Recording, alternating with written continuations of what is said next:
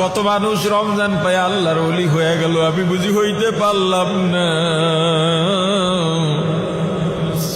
কত মানুষ যেন জান্নাতি হয়ে গেল, আমি বুঝি জাহান্নামী রয়ে গেলাম। কত মানুষ গুনাহ ক্ষমা করায় ফেলাইছে, আমার গুনাহ তো একটাও গেল না বুঝি।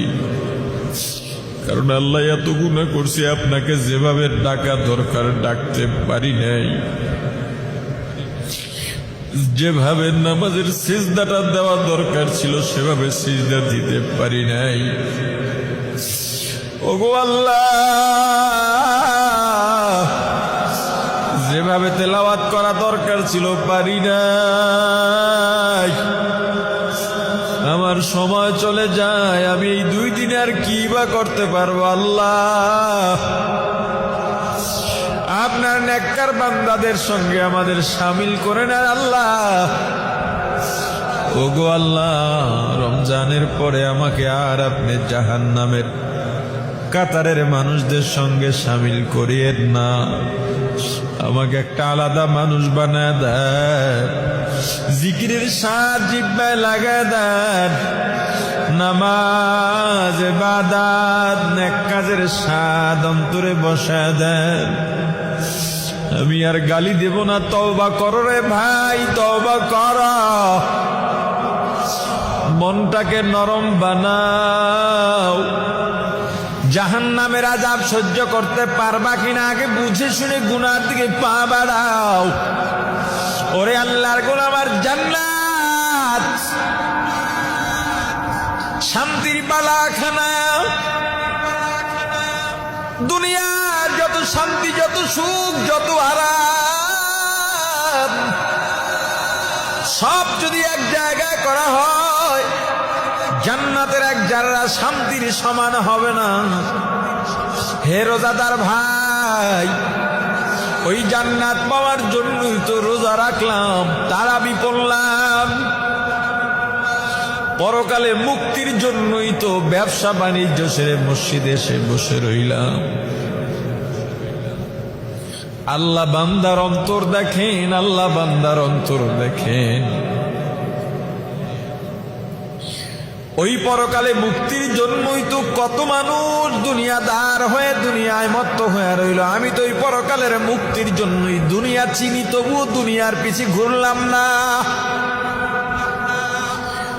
ক্ষমতা বুঝি, ক্ষমতা চিনি, তবুও ক্ষমতার পিছনে না গিয়ে আমরা মসজিদে বসলাম, তাহাজ্জুদ পড়লাম, তেলাওয়াত করলাম, ইতিকাফে বসলাম। এদের জন্য কত জান্নাতের নাজ নিয়ামত অপেক্ষা করতেছে। শোনো, জান্নাত এত মজা, এত মজা, এত মজা জান্নাত। তবে যারা দুনিয়া চায় তারা পরকালে জান্নাত পাবে না। আল্লামা কারি তৈয়ব সাহেব রাহমাতুল্লাহ আলাইহি খুতবাতে হাকিমুল ইসলামের মধ্যে একটা ঘটনা বর্ণনা করেন। দারুল উলুম দেওবন্দের সর্বপ্রথম সদরুল মুদাররিসিন আল্লামা ইয়াকুব নানুতুবি রাহমাতুল্লাহ আলাইহি মাজুব হালের মানুষ ছিলেন। মাজুব পাগল থাকতেন, মাজনুন ও পাগল, মাজুব ও পাগল। তবে 2 পাগল এক না। মাজনুন এমন পাগলকে বলা হয় যেই পাগল শরীয়তের ধার ধারে না, যেই পাগলের দ্বারা মানুষের সম্মান মর্যাদা ঠিক থাকে না, যেই পাগল দুনিয়ার কোনো হুঁশই থাকে না, যেই পাগলের মাঝে গোসল নাই, ঘুম নাই, খাওয়ার স্টেশন নাই, উলঙ্গ হয়ে যেতে পারে। আর মাজুব এমন পাগল, তারও দুনিয়ার হুঁশ নাই, কিন্তু তার দ্বারা শরীয়ত বিরোধী কোনো কাজ হবে না, মানুষের আত্মমর্যাদাহীন কোনো কাজ হবে না। আল্লামা ইয়াকুব নানুতুবি রাহমাতুল্লাহ আলাইহি একদিন এশার নামাজের পর তাহাজ্জুদ নামাজ শেষ করে আল্লাহর দরবারে হাত উঠায় দোয়া করতেছেন। দোয়া করতে করতে করতে করতে এক সময় কি যেন মনে করে বলে ফেললেন, আল্লাহ, আমি 3 লাখ টাকা চাই, আমাকে 3 লাখ টাকার ব্যবস্থা করে দেন। এভাবে দোয়া করতে করতে ঘুমিয়ে গেছেন। ঘুমের মধ্যে দেখেন বিশাল বাগান, এত সুন্দর ফুলের বাগান পৃথিবীতে কল্পনাও করা যায় না। প্রহরীর অভাব নাই, খাদেম খুদ্দামের অভাব নাই। ফলের বাগান, ফুলের বাগান, সুঘ্রাণ, পাখির কিচির মিচির আওয়াজ। ফুলের বাগানের মধ্য দিয়া মহাসড়ক, একটা ধুলাবালিও নাই। এত সুন্দর করে সাজিয়ে রাখা হয়েছে তার জন্যে। ওই মহাসড়ক দিয়া সামনে আগান যাইতে যাইতে দেখেন অট্টালিকা। এই অট্টালিকার কোথায় শুরু কোথায় শেষ তাও জানা নাই। এত সুন্দর কারুকাজ, এত সুন্দর কাজ করা। পৃথিবীর সমস্ত রাজমিস্ত্রি এক জায়গায় করা হলেও এমন অট্টালিকা গড়া সম্ভব নয়। শাহী গেটের সামনে গিয়া দাঁড়ালেন, মূল গেটের সামনে গিয়া দাঁড়ালেন। এত সুন্দর বাড়ির মধ্যে, অট্টালিকার মধ্যে, শাহী গেটে, মূল গেটে প্রবেশদ্বারে একটা ইট নাই। দেখতে অসুন্দর লাগে। আপনার গায়ে ধবধবে সাদা কাপড়ের পাঞ্জাবি পরা, জুব্বা পরা, বুকের মাঝখান থেকে যদি একটু কালো রং অথবা আলকাতরা লাগানো থাকে দেখতে ভালো লাগবে নি। অথবা আপনার গায়ে কুচকুচে কালো একটা জামা পাঞ্জাবি আছে, এই কালো জামার বুকের মাঝখান দিয়ে যদি সাদা রং বা চুন লাগানো থাকে দেখতে ভালো লাগবে নি। এত বড় অট্টালিকায়, এত সুন্দর অট্টালিকা দেখলেই পরাণটা জুড়িয়ে যায়। এই অট্টালিকার মূল প্রবেশ দ্বারে একটা ইট নাই, দেখতে ভালো লাগে না। প্রহরীকে ডাক দিলেন, হে প্রহরী, এখানের ইটটা কই, ইটটা লাগায় দাও। প্রহরী ডাক দেয়া বললে, এই বাড়ির মালিক, এই বাগানের মালিক ইয়াকুব নানতুবি, উনি আজকে আল্লাহর কাছে 3 লাখ টাকা চাইছিলেন।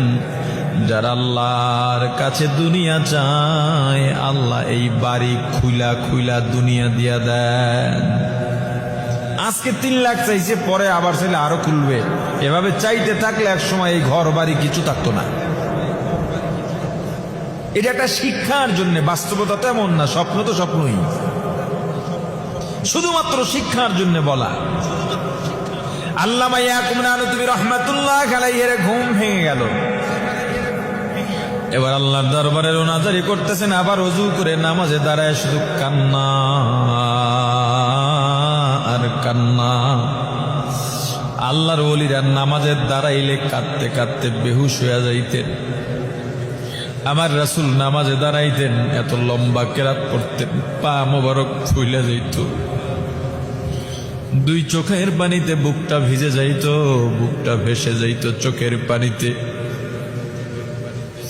ইমামুল আযম আবু হানিফা রাহমাতুল্লাহ আলাইহি একদিন তাহাজ্জুদ নামাজে দাঁড়ায়া সূরা ইয়াসিন তেলাওয়াত করতেছেন। তেলাওয়াত করতে করতে করতে করতে করতে করতে এক আয়াতে গিয়ে থেমে গেলেন। ওয়ামতাজুল ইয়াউমা আইয়ুহাল মুজরিমুন।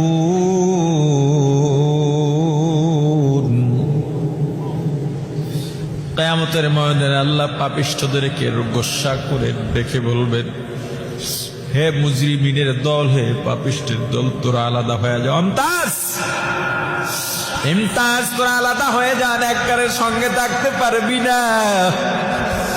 মসজিদে গিয়ে আমার নেককারের সঙ্গে, নামাজির সঙ্গে নামাজি সাজছ, আমি আল্লাহ মসজিদ থেকে বের করে দিই নাই। দোয়াকারীদের সঙ্গে হাত উঠে দোয়া করছ, আমি আল্লাহ বের করে দিই নাই। তোর ভেতরে ছিল মুনাফিকি। হজ করতে গেছো, হজ করতে যাইয়া হজের থেকে সেলফি বেশি তুলছো, তা অফ করতেছো, মোবাইলটা ধইরা ভিডিও করতেছো, ভিডিওর দিকে বারবার তাকাইতেছ। তুই যদি হজ করতে গিয়ে এভাবেই করেই থাকিস, তাহলে হজ করতে গেলি কেন? বাইতুল্লাহর সামনে দাঁড়াইলে কোনো মুমিন তো মোবাইল কি দুনিয়ার দিকে কোনো খেয়ালই থাকতে পারে না, এটা তো ভিন্ন একটা জায়গা। বাইতুল্লাহর সামনে দাঁড়াইলে মানুষ নিজেকে স্থির রাখতে পারে না, রওজার সামনে দাঁড়াইলে মানুষ নিজেকে স্থির রাখতে পারে না, এটা একটা ভিন্ন জায়গা। আফসোস, এই বাইতুল্লাহর চত্বরেও মানুষের টাকা চুরি হয়। ইমামুল আযম আবু হানিফা রাহমাতুল্লাহ আলাইহি কাঁদেন আর এই আয়াতই তেলাওয়াত করে